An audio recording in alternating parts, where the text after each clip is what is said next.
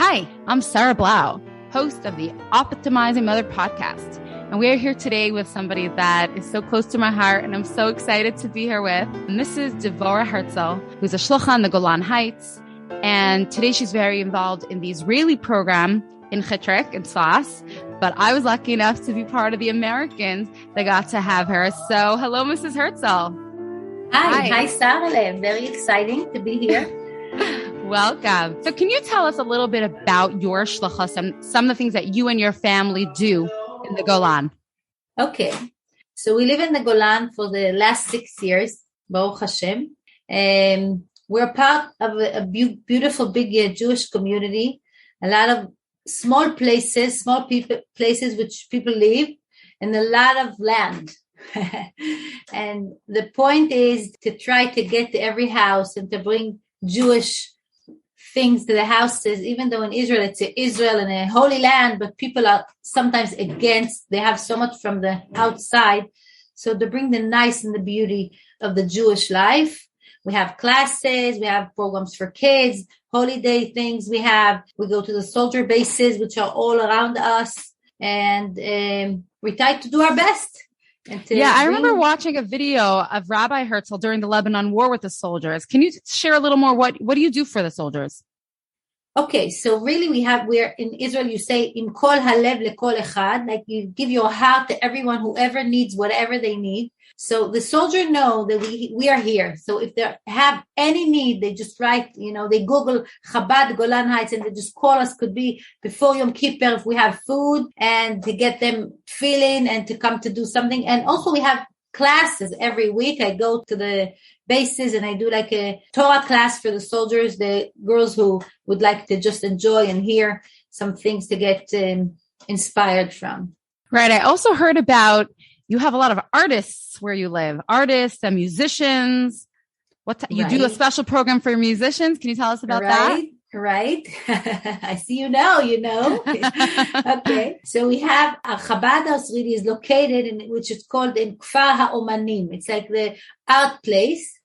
And this is our Chabad house. And we have some like stuff from the arts in the Golan, which we sell, Jewish art stuff. And also my husband has a class, like a Parsha and music, it's called Parsha and music, and the musicians from the Golan, they come and they play music, and my son Yuda likes to sing, and this is like the Parsha with not religious people at all. They come to sing and enjoy and hear some of like inspiration from the Torah. Yeah, I want to come visit for the art part also. You're invited. Okay, so really, you mentioned Yehuda. And we want to talk a little bit about his journey and the inspiration that we could all get from you and your husband and your sons and the way you dealt with this challenge. Can you share with us a little bit in short, what has happened to Yehuda, your son, over the past year and a bit? Okay, so it's less than a year. It's like the last Pesach. Okay. The day of the Seder, he just was complaining about the big, strong headache. And we were just thinking, it's a regular, normal kid who has some headaches. Fine, it's going to pass it. But when it started going stronger and stronger, we bought a doctor that the house. Actually, we were in Florida by my daughter's Chabad house in Pensacola. And we brought in a doctor to see what's happening. He has these very strong headaches. And he said he's fine. He just probably didn't drink enough. He needs to have some medicine, whatever, drinking. So for a few days, we were just trying to help him drinking more. And after a few days, just the headaches went by and we came back to Israel and everything was fine. A month later, he started complaining again. Again, he has these headaches. He doesn't feel well. He went to school, called me. He can't stay in school. He has these very strong headaches. He came back home.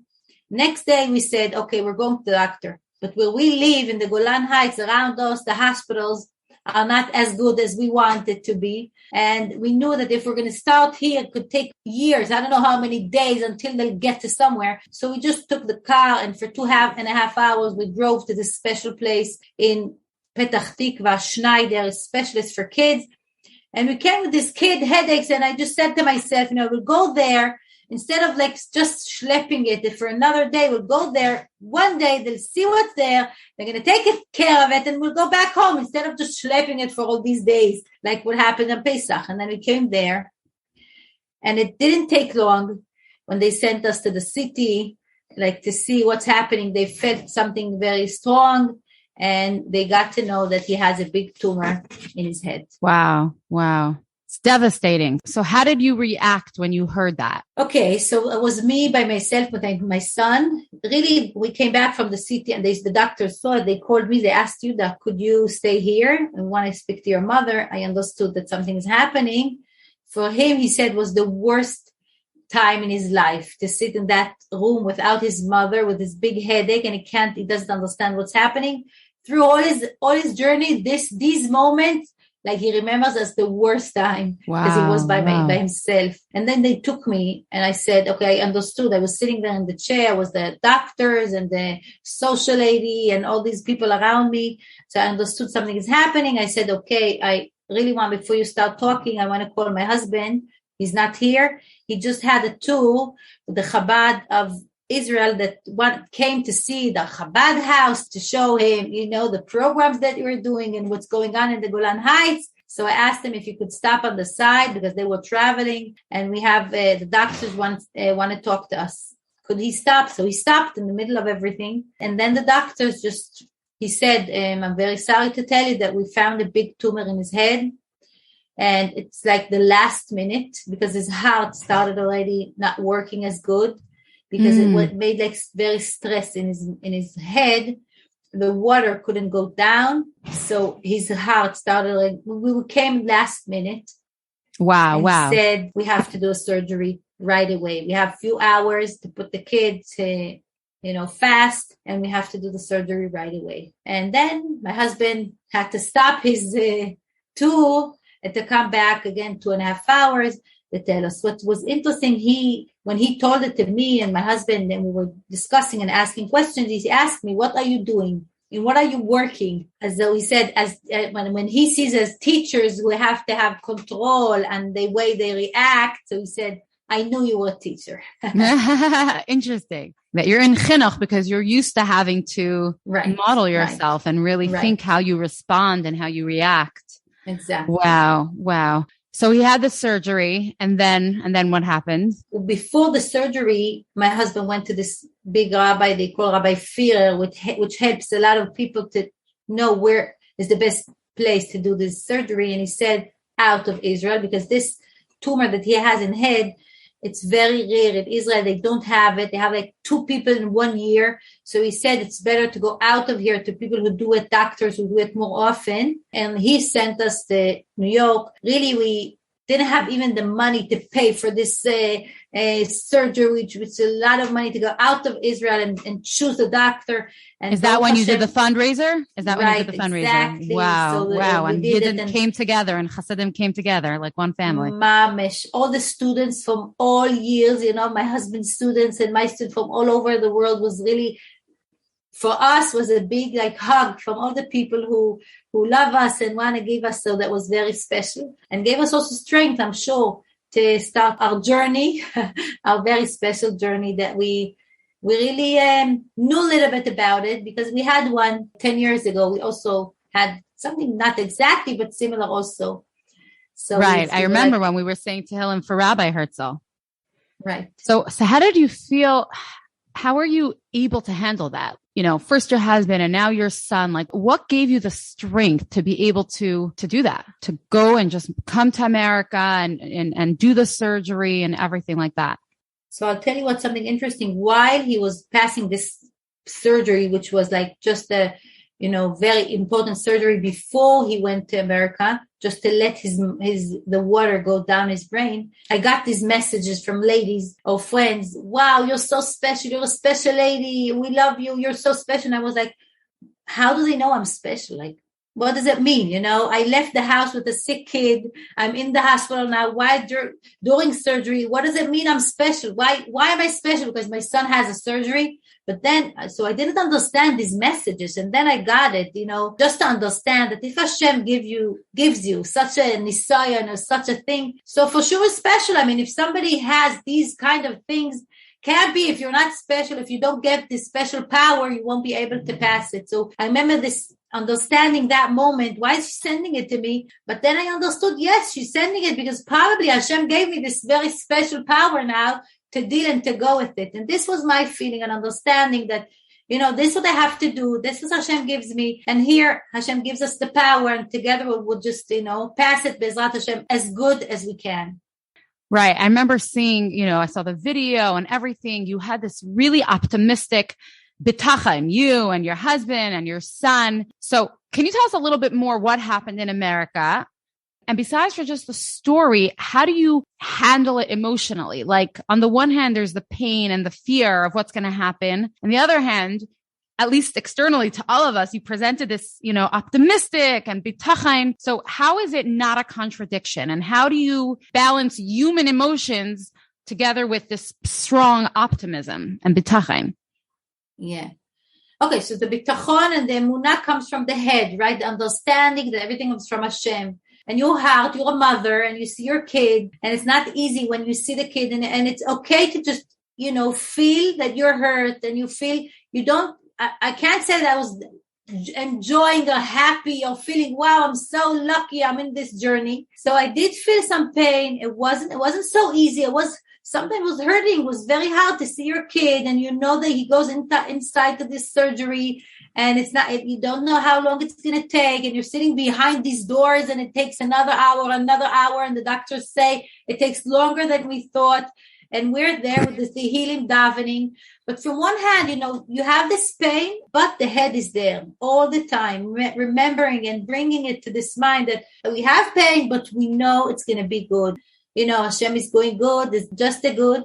And something that helped me also a lot is not to think about the future, what's going to be, what's going to happen, if this is going to happen, just to be in the moment. Now I'm here. Have these hours now, open the Tehillim, daven, say now what's going to be in a minute later.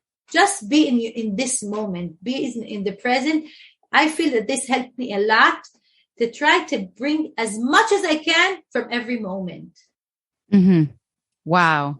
How did you help your son and your other kids? You know, there's your bitachon and knowing that it's not a contradiction to feel the pain and also to, you know, to feel Hashem's trust. But how do you help your son or your other children through such a difficult struggle?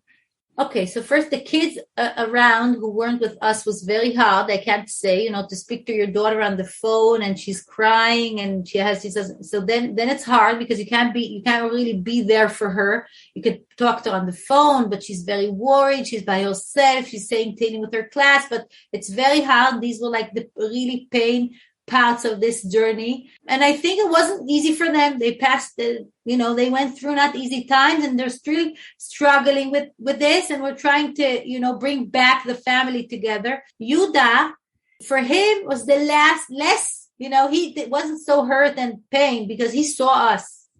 And he saw how before the surgery, we were singing and, you know, we saw with such bitachon that when we drove to this big surgery, we were just singing the way, you know, it was like 20 minutes of driving to the hospital. We sang nigunim, singing and knowing that we're going now to this, you know, surgery will come back. And all this happened because we wanted people. This is the feeling that we gave him, you know, this happened probably because it's a shlichus and probably people in all over the community, our community, they had to daven for you. They don't know how to open a siddur. And because of you, now they're opening a siddurim and they're starting doing some things because of you.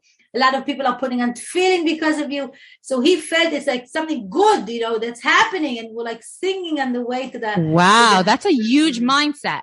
You basically said instead of shluchas in the Golan Heights, you have a shluchas in a hospital in America. And it even will affect the people in the Golan. Exactly. Like it's a different shluchas. This is part of your shluchas. So That's something that really probably could help anyone in whatever situation they're in. You know, if something is going differently than what you thought, it's like, I have a different shluchas now. This is my shluchas now. What's my shluchas? I can share with you this story that happened while I was with my husband, that he was sick. And when we came, again, we started in Israel. We were sure we were going to do everything there. And then it got all complicated. They didn't know what to do with us, and then sent us again to Florida that time. And when we got there, was before Shavuos. And then the doctor, right before Shavuos, in Israel was already Shavuos, for the Yontif. I left in Israel 9 kids. Yuda then was 2 years old, and they were all over families there. And we were as guests in a family. And Erev Shavuos, I'm lighting candles and saying the bracha Ladlik Ner Shel Yontif. And then the second bracha, Shehechiyanu V'Kiyamanu. And I'm telling myself, do you hear what you're saying? Do you hear what you're saying? You're saying you're here, standing as a guest in a family, with instead of preparing for Shavuos and cooking and doing all this milchike special stuff, you're just, what you're doing now is being a guest, and your kids are not around the table, and you're not taking kids to hear Seret HaDibrot anywhere, and you're saying Shechiyanu V'Kiyimanu V'Yanu, and what? What are you blessing? And then in like this minute, less than a minute, while I was thinking, I was telling myself, why do I want all my kids around the table? And why do I want all these kids to bring them to hear Seret HaDibrot, or to have this special menu for Shavuos? I want it because this is what Hashem wants for me. And now Hashem wants for me something different. Now Hashem wants for me to be here with my husband, to be happy, to try to be as strong as I can for him.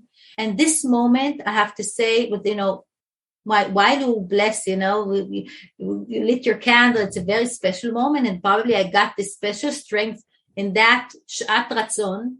Wow. I just got chills. Special moment of understanding that this is your shlichus now. And you know what? I was even thanking Hashem and saying, when I'm home and I have to do also this, and I'll be also a mother and also a wife and also a teacher and also shlicha, and also you're struggling between everything. Now you just have one way, just to be a wife for your husband as good as you can.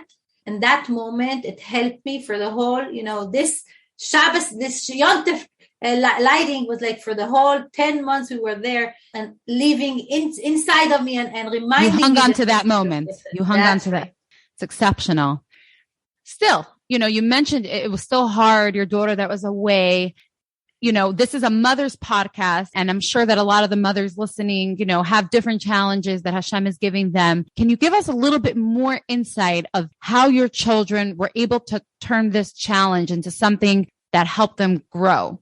I think that the most important thing is the way they saw us not breaking and just taking this challenge and understanding that this is shlichus. And this is like, if they would hear me on the phone crying together with them, from one hand, they did hear from me the understanding that it's hard, but they saw that, they could do it. You could do it. You'll be fine. We'll pass this time. Everything will be okay. I think that sometimes you say that the parents, they want to educate their kids and they say, don't lie. And then the kid hear them lying to other people. You could say everything and you could give them open books, but the most important thing is to show the way you live.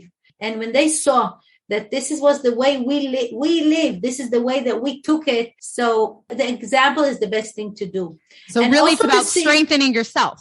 That's right. I mean, sometimes you could also feel it's hard and it's not easy, to feel bad. And then again to come and they see, okay, so it's fine if sometimes you can't anymore. And then again you come back. So it helps them also. To process it that way. That's right. So most important thing is really to get in yourself, to feel yourself, to let yourself sometimes, sometimes it's too hard for us. And then you come up again and you say, okay, we have the strength. We could go out of it. Right. Now, I remember being blown away by what you told me about your daughter's performance. Could you share with us about your daughter's performance? Okay. So this also for me, it was very inspiring because it was a week and a half ago. My daughter, while we were in the hospital with our son, she wrote a production. She's in 8th grade. No production 8th grade, but she decided she wants her class to do a production. And while we were in the hospital, she was by herself. She had time. She wrote a show with a lot of songs inside.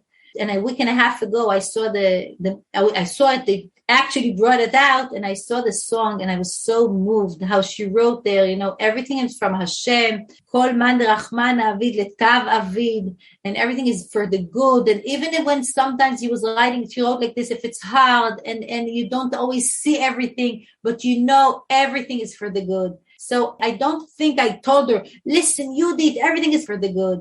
I don't think I ever told it to her, but just from the feeling that this what we, now we were talking how in Chadnes where we live, people started lighting candles and people started saying they saw our excitement from what's happening around and the happiness that comes out from this challenge. So they probably felt, okay, probably something good is coming out of it. Here this is what we see that's happening around.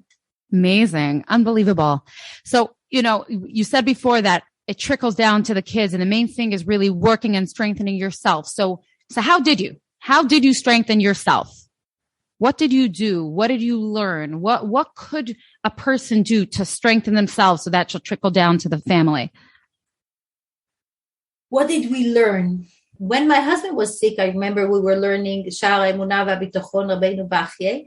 This time, I can't say that we had, like the learning or it's like people around us doing good things, the understanding and always seeing what's good about what's happening around us and seeing and being aware, being in touch with the people around us that were there. What else gave us strength? I mean, being together as a family, me and my husband and Yuda. As Yuda told me a few days ago, he said, you're very lucky because that I had this tumor in my head, because then you had the opportunity to go to Los Angeles to see all these kind of views, to enjoy time. He told you that? He told me that. He was like, you had a vacation. That's right. You had vacation because of me. I gave you this vacation. So the time of your lives. That's right. This is the way he feels. And this is something important my husband did. He took him between a surgery to surgery and between checkups to checkups. He took him around to see, as he used to tell him, he should remember nofim velo rofim. And this was nofim, nature and not the doctors. In other words, and you're successful because that's what he remembers. He had a whole program, a whole vacation, touring, views. Wow. For that to be his lasting impression. Amen. I think that's also probably something else that families can do. When we're going through a hard time, at least let's do it together and let's try to have good experiences together, even in between, like you said, the surgery to surgery. What can we do together in between so that we have the positive memories of whatever, right. The laughter, the positivity, the singing. It sounds like singing was a big part of the story. Right.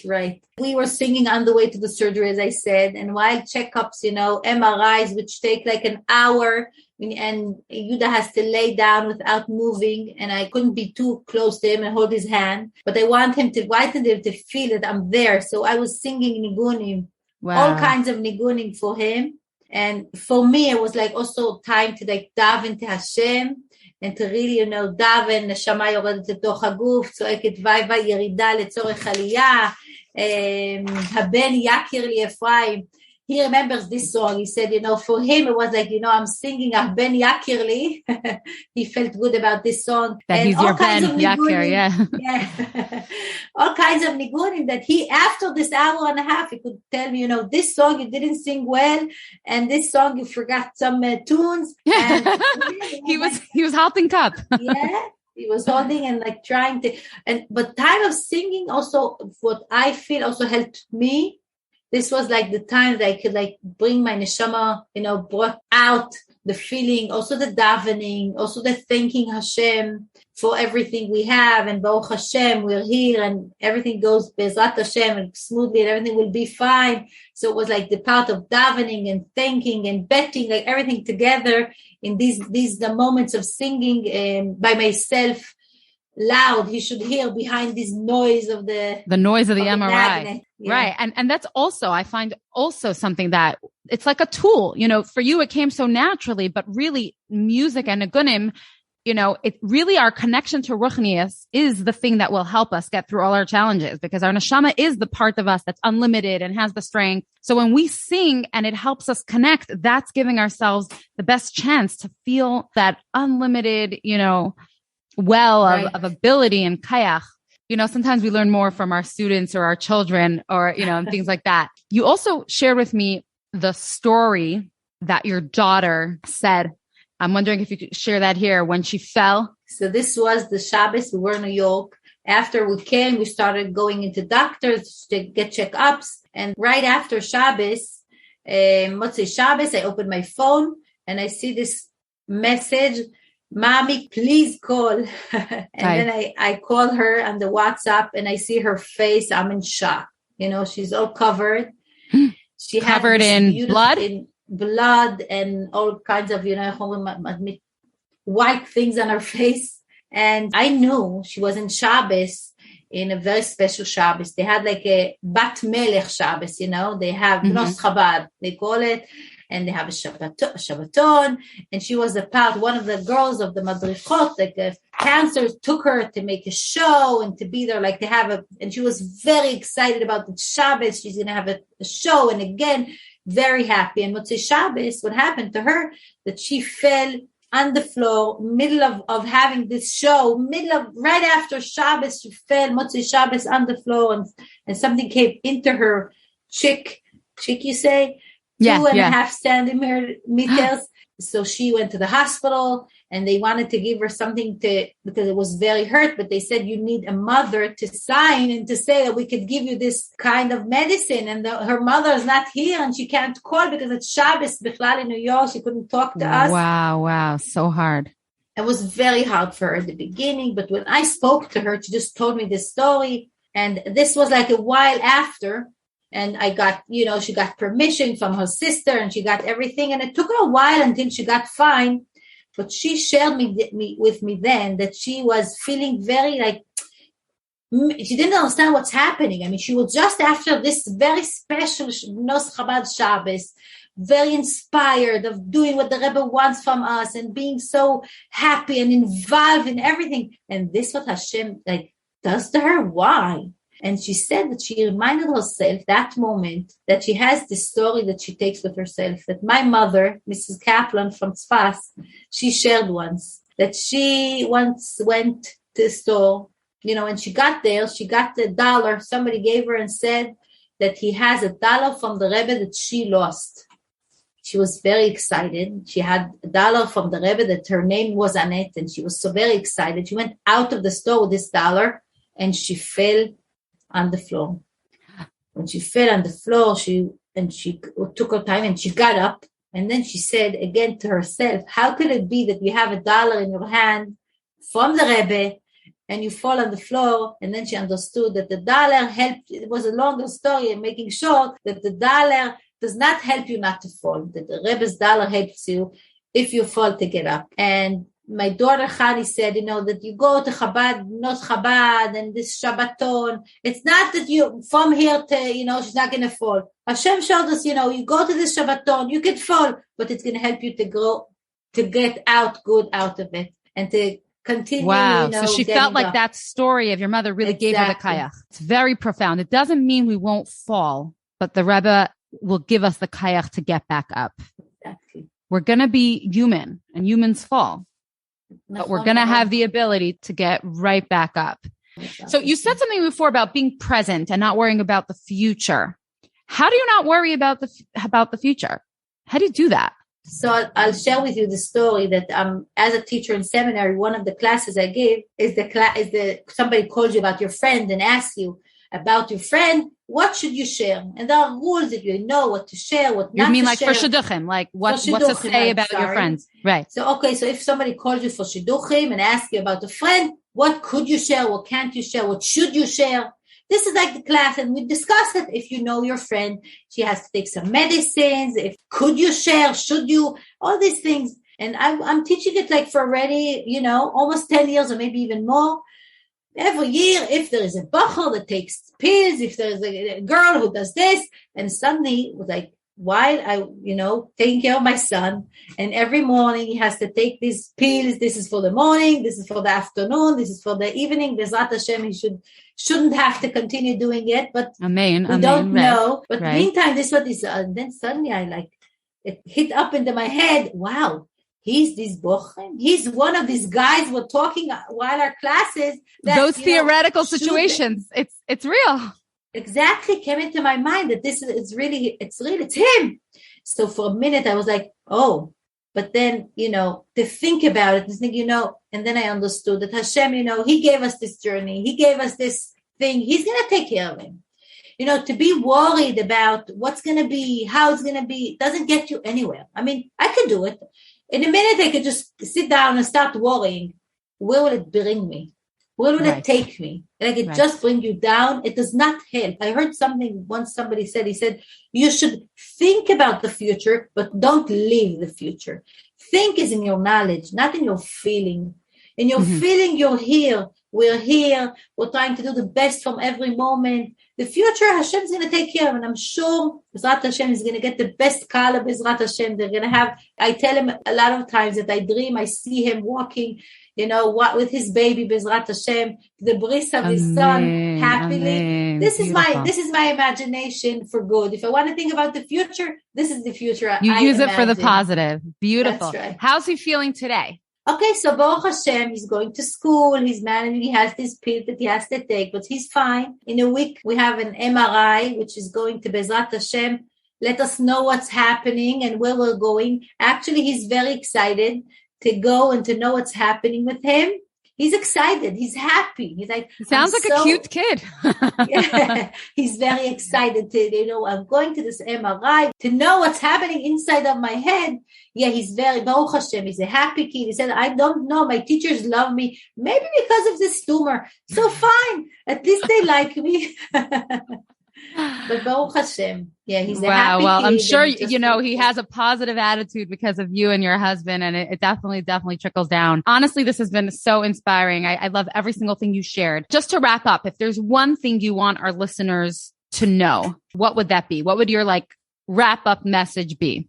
Okay, so before I'm going to tell you, I want to say something that once somebody was asking me about this, things that we were struggling with, and I got this list that she asked me if she could interview me, a lady in Israel. She asked me if she could interview me before Yud Shvat. So I said, fine, want to interview me? Fine, no problem. So I was waiting a few days later. I asked the lady who's, what's happening and what am I interviewing about? Shvat or shlichus. She said, so she wrote me this list. She said, your father passed away, your mother had a stroke, your husband was sick. And I was looking at, and your son is sick. I was looking at this list, like Soros list. And I was like, oh my goodness, this is my list. I'm living in this, these are my Soros. I was like, this is my Soros list. How, I'm going to be, Hashem's Soros list, whatever. That's not how you think of yourself.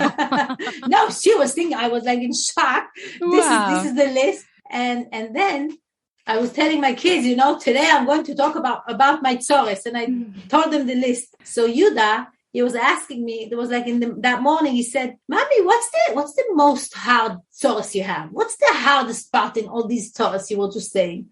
So I said, you know what, Yuda?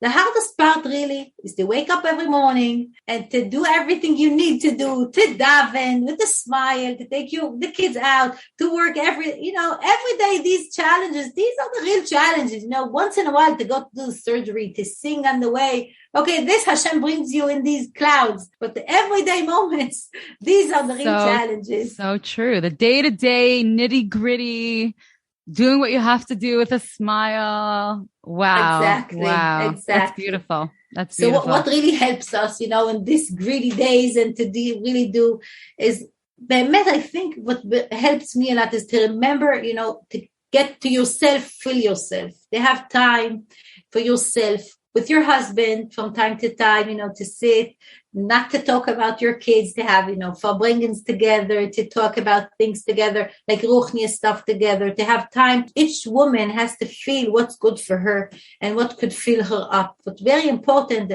we could say and talk, but we have to really be there. So really to be where we are from time to time, to remember ourselves also, to think about ourselves and feel where could we get filled up, and each one in her own way. Bezrat Wow. Hashem. I feel so lucky to get to do interviews and especially to interview someone like you. And just want to end off with a thank you to our listeners. Thank you for listening today. Subscribe, please, to the Optimizing Mother podcast. Tell your friends about this and share. And looking forward to next time. Thank you.